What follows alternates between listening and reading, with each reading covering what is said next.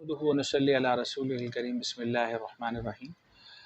Homeopathy for all के उन्वान से सलमान अहमद आपकी खिदमत में हाजिर है। OCD के हवाले से हमारी वीडियोस को बड़ी पजीराई मिली और लोगों के उस पर कमेंट्स भी आए और लोगों ने उसके हवाले से हमसे रब्ता भी किया। लेकिन उसमें देखा ये जा रहा है या ऑब्जर्वेशन ये आई है कि लोगों के अंदर OCD के हवाले से मुख्तलिफ़ किस्म के इबाम मौजूद हैं। तो आज की वीडियो में हम ख़ास तौर पे OCD के हवाले से थोड़ी सी बात करेंगे, थोड़ी सी जो मिसकॉन्सेप्ट्स हैं लोगों के इबाम हैं, लोगों के अशकाल हैं, वो इस हवाले से दूर हो जाएं और होम्योपैथी इस हवाले से क्या कर सकती है, क्या रोल अदा कर सकती है इन टर्म्स ऑफ ट्रीटमेंट, ठीक है ना। तो उस पर थोड़ी सी बात हो जाए।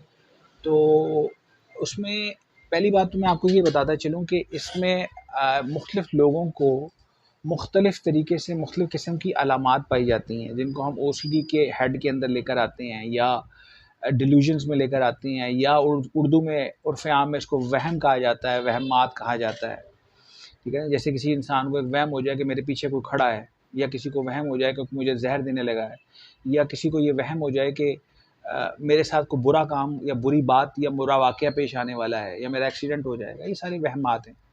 तो बेसिकली ये सारी चीज़ें OCD में ही आती हैं। OCD एक बहुत ब्रॉड और वाइड किस्म की टर्म है, जिसके अंदर जो है वो वहमात भी आते हैं, जिसके अंदर मुख्तलिफ़ किस्म की डिल्यूजन्स भी आती हैं, मुख्तलिफ़ किस्म के ऑब्सेशंस भी आते हैं थॉट्स के हवाले से, और मुख्तलिफ़ किस्म की माइंड चैटरिंग आती है कि आपका दिमाग चलता रहता है, चलता रहता है, चलता रहता है, वो भी इसी के अंदर आता है, ठीक है। नेगेटिव थॉट्स के हवाले से वो भी चीज़ इसी के अंदर आती है। तो ये सारी चीज़ें मिन जुमला जितनी भी चीज़ें हैं, नेगेटिव अप्रोच का होना, ठीक है ना, तो ये सारी की सारी चीज़ें बेसिकली OCD के हेड में आती हैं। इसे आप OCD कह लें, इसे आप डिल्यूजन कह लें, इसे आप उर्फ़ आम में वहम कह लें। तो एक तो इन बात समझने की है, ये कोई अलग अलग चीज़ें नहीं हैं, ठीक है ना जी। और दूसरी बात बड़ी अहम चीज़ ये है कि ये एक वो दिमागी कैफियत है जो हमारे बस से बाहर होती है, ठीक है ना। एक बड़े हमारे फाजिल डॉक्टर साहब हैं, बड़े मशहूर हैं, उनकी अक्सर वीडियोस भी चलती रहती हैं मुख्तलिफ़ हवालों से। तो उनकी एक मैं वीडियो माइंड चैटरिंग के हवाले से सुन रहा था, देख रहा था, तो उसमें बड़ी अजीब सी उन्होंने अचंभे वाली बात की जो मुझे तो हज़म नहीं हुई। खैर, तो उन्होंने कहा जी कि ये जो माइंड चैटरिंग है, ये बेसिकली आपके कंट्रोल की चीज़ है। अगर आपका माइंड आपका है, आप इसे कंट्रोल करें। आप चाहते हैं अच्छी चीज़ सोचना तो अच्छी चीज़ सोचें, आप बुरी चीज़ सोचना चाहते हैं तो बुरा सोचें। ये आपका ग़ुलाम है, ये आपका नौकर है, जो आप कहेंगे ये वो करेगा। जैसे आपका हाथ है, आप अपना हाथ उठाएं, अपनी नाक पकड़ लें, अपना हाथ पकड़ लें, कप पकड़ लें, गिलास पकड़ लें, ये आपका ग़ुलाम है, ये आपका ऑर्गन है। तो मुझे ये बात सुन के तो बड़ी यानी कि अजीब सी लगी ये बात उनकी। इतने फाजिल माशाल्लाह डॉक्टर साहब हैं। तो मैंने कहा जी मुझे तो ये हज़म नहीं हुई। मैंने कमेंट्स में लिख भी दिया कि मैं ये एक्सपेक्ट नहीं कर रहा था आपसे, ये किसी बच्चे का ये सवाल है और आपने उससे ये जवाब दिया है। बहुत से ऑर्गन ऐसे हैं जो वॉलंटरली आप उसको ऑपरेट कर सकते हैं। आपका हाथ है, आपकी ज़बान है, आपका मुँह है, आपकी टाँगें हैं, और बहुत से बॉडी के अंदर ऑर्गन ऐसे हैं जो वॉलंटरली आप उसको ऑपरेट कर ही नहीं सकते। कुछ को पार्शली कर सकते हैं। जैसे अब अपना सांस है, उसको आप सांस को आप लिमिटेड टाइम के लिए तो रोक सकते हैं, लेकिन उसके बाद आपका बस ख़त्म हो जाता है। आपका दिल की धड़कन चल रही है, अब दिल आपका है, आपके अंदर है, वो आपका ऑर्गन है, क्या आप उसको रोक सकते हैं? या आपका उसके ऊपर कब्जा है, या वो आपका ऑर्डर मानेगा, चलेगा, आपके कहने पे चलेगा, आपके कहने पे बंद हो जाएगा? तो वो मूवमेंट उसका आपकी विल के साथ उसका कोई ताल्लुक नहीं है। आपके लंग्स की मूवमेंट का आपकी विल के साथ कोई ताल्लुक नहीं है। आपकी आंखों की पलकों की हरकत का आपकी विल्स के साथ कोई ताल्लुक नहीं। बहुत से बॉडी के अंदर ऑर्गन्स ऐसे हैं, बहुत सी मूवमेंट्स ऐसी हैं जिनका आपकी विल के साथ कोई ताल्लुक नहीं है, ठीक है ना।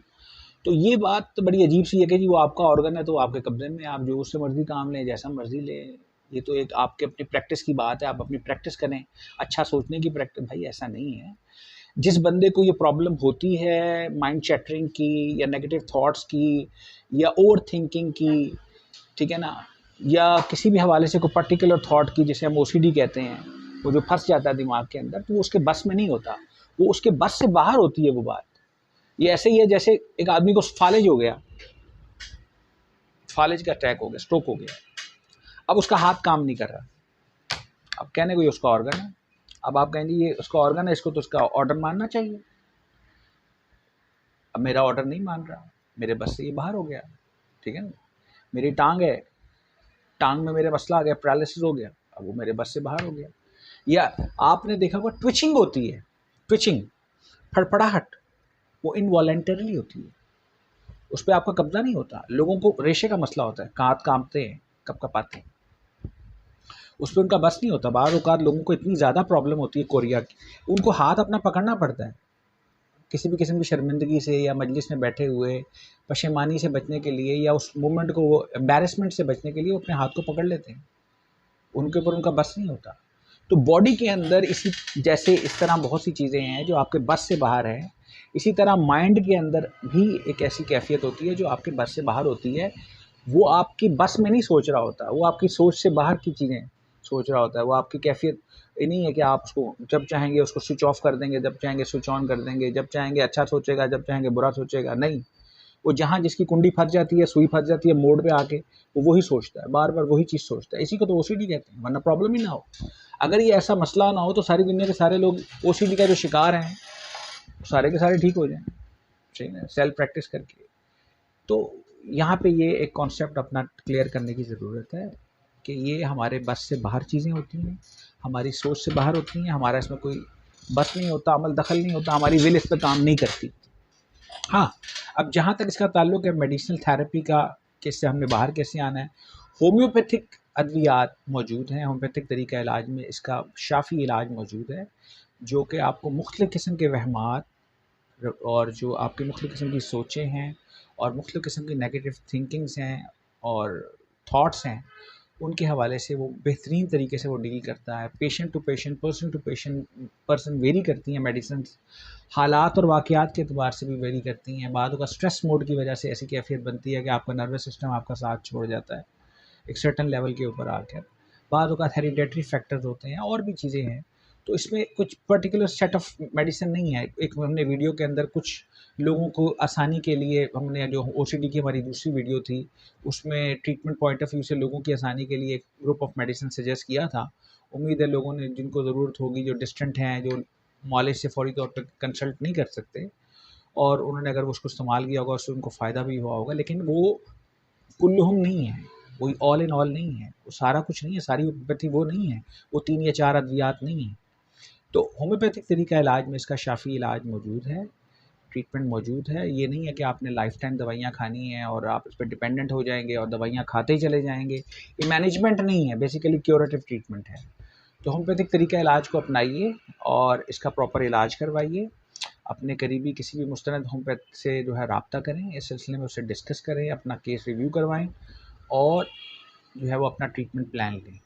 और हमारे से भी आप रब्ता कर सकते हैं, अगर आप बेशक किसी और सिटी से हैं, किसी और मुल्क से हैं, तो आप व्हाट्सएप के ऊपर, फेसबुक के हवाले से, या किसी भी फोरम पे जो है वो आप कमेंट्स के ज़रिए से जो है वो हमसे रब्ता कर सकते हैं, अपने सवालों को पूछ सकते हैं। तो इंशाल्लाह आपका जो है वो ऐसे तरीके से शाफ़ी जवाब दिया जाएगा। उम्मीद है आपको हमारी ये वीडियो पसंद आई होगी और इसमें आपके कॉन्सेप्ट्स काफ़ी हद तक क्लियर हुए होंगे इंशाल्लाह। अगली वीडियो तक के लिए हमें इजाज़त दीजिए। अस्सलाम वालेकुम व रहमतुल्लाहि व बरकातहू।